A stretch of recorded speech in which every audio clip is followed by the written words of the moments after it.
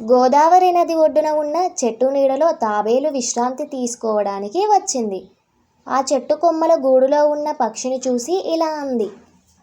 ఛీ, మీ ఇల్లు ఎంత చెత్తగా ఉంది. మిగిలిన కొమ్మలతో కట్టుకున్నారు. వర్షానికి గాలికి ఉంటుందో లేదో తెలియదు.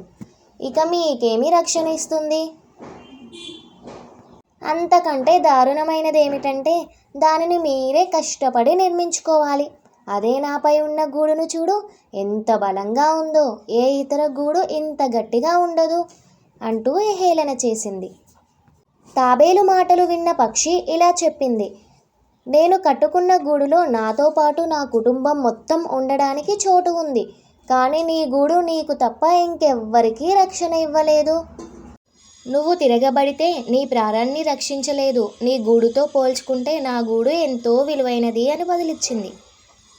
ఇందులో నీతి ఏంటో తెలుసా?